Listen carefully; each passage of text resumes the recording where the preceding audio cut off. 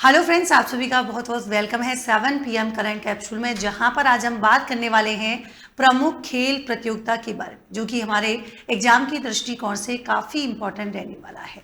तो बहुत सारे अभी जो है क्या है खेल चर्चा में रहे थे। जैसे अगर हम यहाँ पर बात करेंगे किसके बारे में, एशियाई कप तीरंदाजी 2026 की अगर हम बात करते हैं तो इसमें जो जयपुर के रजत चौहान है, नाम क्या है, तो जयपुर के हो जाएंगे रजत चौहान। तो पहली बात तो ये भी ध्यान रखना है कि इनका संबंध कहाँ से हो जाएगा, जयपुर से हो जाएगा। दूसरी बात होती है कि इन्होंने क्या जीता है, इन्होंने गोल्ड मेडल जीता है, यानी कि स्वर्ण पदक जो है हासिल किया है। किसमें किया है, तो आपको ध्यान रखना है कि 27 मार्च 2026 को एक प्रतियोगिता हुई थी, और ये प्रतियोगिता जो है कौन सी थी, तो एशियाई कप कौन सी हो जाएगी, तो एशियाई कप तीरंदाजी 2026, एशियाई कप तीरंदाजी 2026, जिसका आयोजन जो है कहाँ पर किया गया था, बैंकॉक यानी कि थाईलैंड के अंतर्गत किया गया था। तो इसमें रजत की बात हम करेंगे तो इन्होंने यहाँ पर क्या जीता है, गोल्ड मेडल जीता है। साथ ही ध्यान रखिएगा, इन्होंने निकिता तनिपर्ती के साथ कंपाउंड मिश्रित टीम स्पर्धा में भी जो है क्या है, तो भारत के लिए गोल्ड मेडल जीता है। ये आपको स्पेशली ध्यान रखना है। दूसरी बात आती है, देखो जब फाइनल मुकाबला हुआ था तो ये जो भारतीय जोड़ी थी, इन्होंने क्या किया है, जो मलेशिया की टीम है उसको कितना बोलो, 158 156 की बात हम करेंगे, तो उतने स्कोर से हराकर जो है क्या जीता है, खिताबी जीत इन्होंने यहाँ पर हासिल की है। जबकि आपसे पूछे पदक तालिका, तो रजत ने इस टूर्नामेंट में कितने पदक जीते हैं, टोटल 3 पदक जीते हैं। एक तो इन्होंने देखिए मिश्रित स्पर्धा में गोल्ड मेडल जीता है, पुरुष व्यक्तिगत और पुरुष टीम स्पर्धा में इन्होंने क्या जीते हैं, 2 कांस्य यहाँ पर जीते हैं। ये स्पेशली आपको ध्यान रखना है। इसका मतलब जो मिश्रित स्पर्धा है जिसमें इन्होंने चिकिता जो है तनिपर्ती के साथ क्या किया है, तो आप कहेंगे गोल्ड मेडल। बाकी के में इन्होंने क्या जीता है, कांस्य पदक जीता है। रैंकिंग रिकॉर्ड की बात करेंगे तो रजत 712 स्कोर के साथ जो है क्या है, नंबर 1 रैंक पर रहे हैं। ये भी आपको ध्यान रखना है। दूसरा देखिए, चूरू में गौरव सेनानी समारोह खेल स्टेडियम का जो है क्या है, नया नामकरण। इसका मतलब क्या हो जाएगा, देखिए बात है कब की, 8 मार्च 2026 की।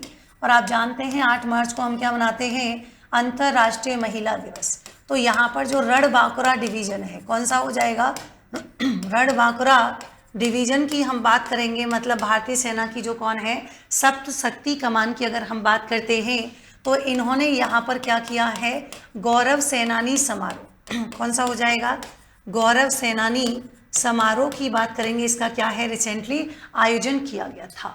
और इसमें कितना, तो इसमें जो है भाग की बात करेंगे तो 8 तहसील के लगभग कितना है जी, 10,000 से ज़्यादा लोग, मतलब जो सैनिक थे, भूतपूर्व सैनिक, उनके जो है परिवार वाले और वीर नारी, मतलब कौन है, जो उनकी पत्नियां हैं, उन्होंने यहाँ पर बढ़ चढ़कर जो है क्या है, हिस्सा लिया था। और यहाँ पर जो है डॉग स्क्वाड जैसे शानदार प्रदर्शन यहाँ पर जो है क्या है, हमको देखने के लिए मिले थे। और यहीं पर अगर हम बात करें मुख्यमंत्री जी की, तो चूरू का जो जिला खेल स्टेडियम है उसका नाम बदलकर क्या रख दिया गया है, तो भैया ध्यान रखेंगे, सगत सिंह राठौड़ स्टेडियम। कौन सा किया गया है, सगत सिंह राठौड़ स्टेडियम जो है इन्होंने क्या किया है, तो यहाँ पर नाम कर दिया गया है। ये भी ध्यान रखना है। तो प्रतियोगिता 8 मार्च 2026 को, मतलब प्रतियोगिता नहीं, जो गौरव सेनानी समारोह है रणबांकुरा डिवीजन के द्वारा। और ध्यान रखेंगे भाग 8 तहसील के 10,000, कौन कौन थे, तो वीर नारी, उनके फैमिली और भूतपूर्व जो सैनिक हैं। डॉग स्क्वाड जैसे प्रदर्शन यहाँ पर किए गए हैं। और चूरू का जो जिला खेल स्टेडियम हुआ करता था उसका नाम सगत सिंह जो है क्या है, राठौड़ स्टेडियम यहाँ पर कर दिया गया। दूसरी बात आती है, देखिए सगत सिंह राठौड़ ये मूल रूप से कहाँ के हैं, चूरू के कुसुम देसर के निवासी थे। और इन्होंने भारतीय सेना के गौरवशाली इतिहास के नायक रहे, मतलब एक तरीके से हीरो कह सकते हैं। सैनिकों और उनके आश्रितों को कैंटीन, स्वास्थ्य केंद्र और सामुदायिक भवन जैसी सुविधाएं जो है क्या है, एक ही छत के नीचे देने का जो है प्रोविजन किया। इसके पहले चरण की बात करेंगे तो 36 करोड़ की लागत से जोधपुर, टोंक, शेरगढ़ और झुंझुनू में क्या किया है जी, कॉम्प्लेक्स का निर्माण करने का जो है क्या है यहाँ पर प्रावधान, जो पहला चरण होगा।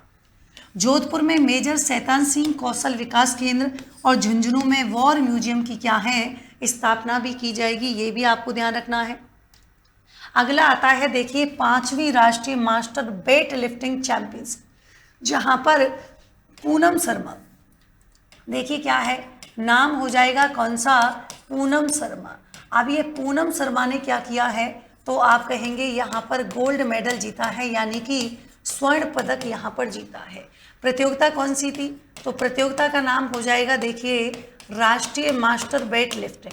कौन सा है, राष्ट्रीय मास्टर वेट लिफ्टिंग चैंपियनशिप की बात करेंगे तो पहली बात तो इसका आयोजन कहाँ पर किया गया तो आप कहेंगे हरियाणा के भिवानी जिले, हरियाणा का जो है कौन सा हो जाएगा, भिवानी जिले के लोहारू में। कब किया गया, 14 से लेकर 15 मार्च 2026 की बात हम कर रहे हैं। और यहाँ पर जो आपकी कौन है पूनम शर्मा, इनका संबंध कहाँ से हो जाएगा, भरतपुर से इनका संबंध हो जाएगा। और इन्होंने ध्यान रखिएगा 57 किलोग्राम भार वर्ग में जो है क्या किया है तो 56 किलोग्राम भार उठाकर जो है महिला वर्ग में इन्होंने पहला स्थान, कौन सा है तो महिला वर्ग में इन्हें बताओ कौन सा है, पहला स्थान किया है। इससे पहले अगर इनकी बात करें तो 2024 में बताइए नेशनल मास्टर चैंपियनशिप और टोंक में आयोजित स्टेट मास्टर चैंपियनशिप 2026 में भी क्या है गोल्ड मेडल जीत चुकी है, ये भी आपको ध्यान रखना है। फिर आता है देखो अखिल भारतीय पुलिस वॉलीबॉल, इसमें राजस्थान पुलिस ने जो है क्या है यहाँ पर आप कहेंगे सफलता हासिल की है। कैसे, पहली बात तो प्रतियोगिता केरल के तिरुवनंतपुरम में 23 से लेकर 27 फरवरी 2026 तक आयोजित की गई। कौन सा संस्करण था, 74वां हो जाएगा। नाम क्या था, Akhil Bharatiya police volleyball cluster. Rajasthan ने क्या किया है यहाँ पर जो है सफलता हासिल की है। इसका मतलब 74 साल के इतिहास में पहली बार यहाँ पर क्या है ये आपकी विजेता रही है। राजस्थान की महिला टीम की बात करेंगे तो पिछले वर्ष की विजेता जो कि आपके सीआरपीएफ को जो पहले सीआरपीएफ थी, अब इसको जो है राजस्थान की महिला टीम ने 3-2 से हराकर बोलो क्या जीता है गोल्ड मेडल। बेस्ट प्लेयर की बात करेंगे तो उनका नाम है पूजा बिश्नोई, जिनको टूर्नामेंट की बेस्ट वॉलीबॉल महिला प्लेयर के खिताब से जो है क्या किया गया था, नवाजा गया था। अब अगली आती है देखिए नेशनल पैरा तलवारबाजी चैंपियनशिप। राजस्थान को पहली बार यहाँ पर मेजबानी मिली है। कहाँ पर आयोजित की जाएगी, जयपुर में। संस्करण कौन सा हो जाएगा, दूसरा हो जाएगा। कब किया जाएगा, 24 से लेकर 27 मार्च, मतलब किया जा चुका है। और पहली बार ऐसा है जब राजस्थान ने इसकी मेजबानी की है। जयपुर की महापौर जो है जिनका नाम है सौम्या गुर्जर, इन्होंने इसका जो है इनॉग्रेशन किया था।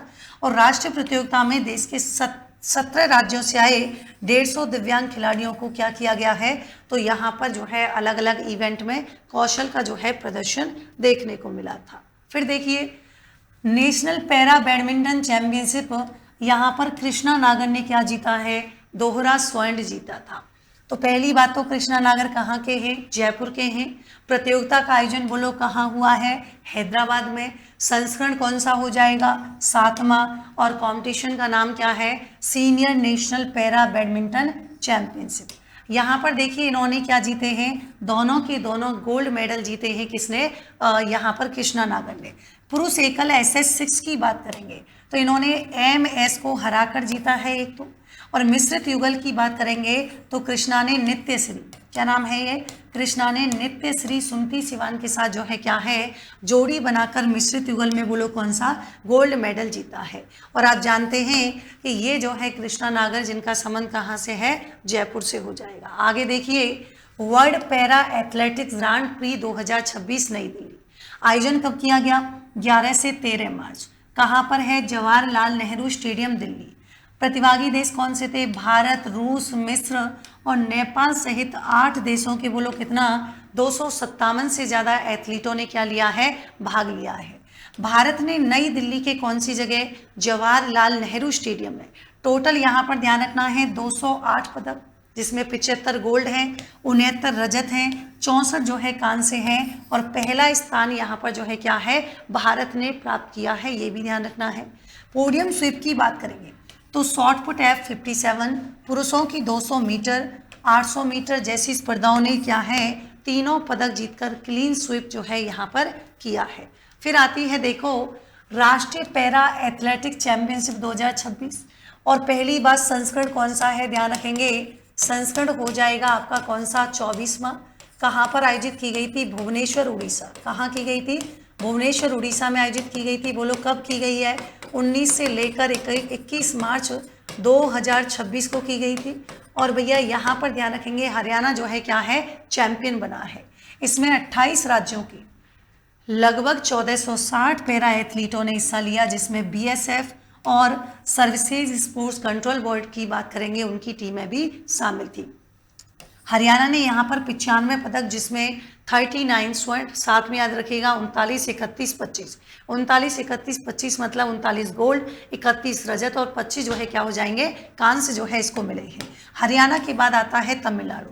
तो तीन तो नाम याद ही रखिएगा कि पहला कौन सा है, पहला आपका हो जाएगा हरियाणा, सेकेंड आपका हो जाएगा बोलो कौन सा, तमिलनाडु, तो हरियाणा और तमिलनाडु, और तीसरा आपका कौन सा हो जाएगा, गुजरात। कौन सा हो जाएगा, गुजरात। तो ये जो है शीर्ष हमारे कौन रहे थे, शीर्ष जो है स्थानों पर रहे हैं 3 राज्य। फिर आता है इंडो थाईलैंड अंतर्राष्ट्रीय बॉल बैडमिंटन टेस्ट सीरीज। यहाँ पर पहली बात तो आयोजन बैंकॉक थाईलैंड में हुआ है। कब हुआ है, 11 से 15 मार्च। भारत ने पुरुष और महिला दोनों वर्गों में श्रृंखला जीती है।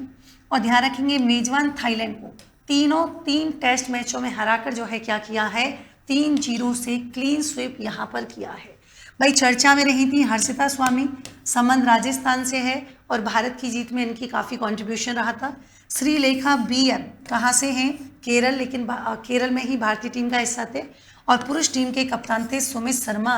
ये राज्य स्तर के खिलाड़ी जो है क्या थे, यहाँ पर शामिल थे, जो कि इनका विशिष्ट योगदान इसमें देखने के लिए मिला था। अगर आपका सपना है यहाँ पर RS बनने का, तो देखिए 7 PM करेंट कैप्सूल शाम को 7 बजे, जैसे ही टॉपिक खत्म होता है इसका क्विज आपको मिल जाएगा उत्कर्ष ऐप में, बिल्कुल फ्री है। डेली सुबह 8 बजे करेंट अफेयर्स की क्लास होती है, मंडे टू सैटरडे। और संडे को ध्यान रखेंगे, संडे को यहाँ पर जो है आपका क्या होता है, क्लास टेस्ट होता है, बिल्कुल एकदम फ्री है।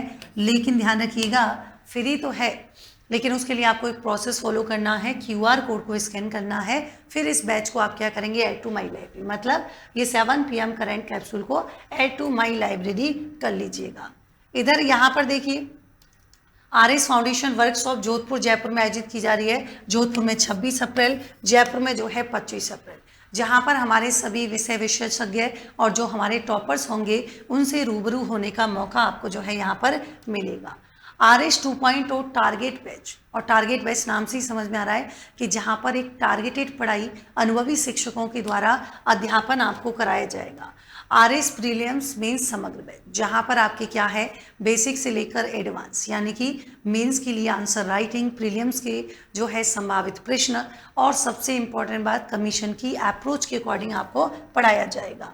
निर्मल 2.0 इंग्लिश मीडियम बैच 5 जनवरी से शुरू हो चुका है। तो एक तरीके से इंग्लिश मीडियम जो अंग्रेजी माध्यम के स्टूडेंट हैं उनके लिए रामबाण जो है आपके साबित होने वाला है। तो आप इस बैच से जुड़ना नहीं भूलेगा अगर आपका मीडियम इंग्लिश है। 5 जनवरी से बैच आपके शुरू हो चुका है। देखिए RS 2026 फ्री कोर्स 9 जनवरी 2026 को सिलेबस चेंज हुआ। लगभग 26,000 स्टूडेंट ने इसे ऐड टू माई लाइब्रेरी किया है। और यहाँ पर आपको मिलेगा इकोनॉमिक सर्वे के साथ बजट, करेंट अफेयर्स की मैगजीन जो कि मंथली और आपके ईयरली रहने वाली है, एक्सपर्ट सेशन, वीकली टेस्ट जहाँ पर आप अपना खुद का मूल्यांकन कर सकते हैं। तो ये सारी चीज़ें आपको मिलेंगी इस बैच में। और इसका मेन उद्देश्य है दूर दराज क्षेत्र में बैठे हुए ऐसे स्टूडेंट जो कहीं ना कहीं जो है शिक्षा से वंचित रह जाते हैं। तो उत्कर्ष का एक इनोवेशन है, लेकिन आपको इसके लिए क्या करना है, इस QR कोड को जो है स्कैन करना है और आप ऐड टू माई लाइब्रेरी करेंगे तो आप इससे कनेक्ट हो जाएंगे।